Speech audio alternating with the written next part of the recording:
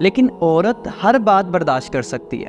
میں ریپیٹ کروں گا, عورت ہر بات برداشت کر سکتی ہے, لیکن اس کے کام میں کوئی نقص نکالے اور وہ بھی سب کے سامنے, وہ یہ برداشت نہیں کر سکتی.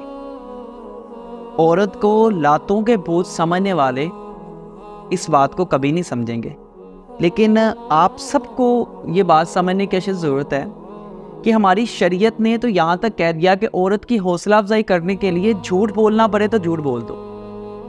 یہاں پہ جھوٹ کیا بولنا, یہاں پہ اس کی اصلاح کے نام پر بھی اس کی صرف تذلیل ہی کی جاتی ہے. اور پھر یہاں پر تو عورت کو ہر بات پر اس کی اوقات یاد دلائی جاتی ہے. یاد رکھیں, آپ جتنے مرضی پرہیزگار ہیں, جتنے مرضی متقی ہیں, لیکن اگر آپ ناجائز اپنی بیوی کو ستاتے ہیں نا, تو اللہ کے عذاب سے آپ کو کوئی چیز نہیں بچا سکتی.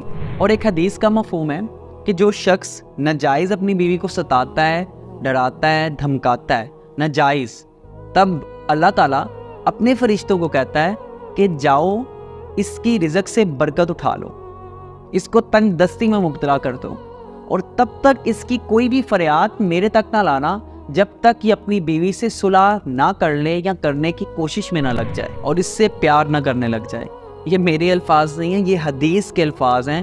خدارا اس کو بھی اپنے دین میں ایڈ کر لیں, اس کو بھی اپنا دین سمجھ کے اپنے ذہن میں ایڈ کر لیں. عورت کو لاتوں کے بھوت سمجھنے والوں سے میری گزارش ہے کہ یہ حکم آپ کو آپ کی شریعت دیتی ہے کہ آپ ناجائز اگر ایک کام کرتے ہو, اپنی بیوی کو ستاتے ہو, تو آپ کے گھر سے رحمت تو پہلے دن ہی اٹھا لی جائے گی, اور پھر وہی تنگ دستی اینڈ تک آپ کا ساتھ دے گی, اور پھر اینڈ پہ اللہ کا عذاب بھی آپ پر نازل کیا جائے گا.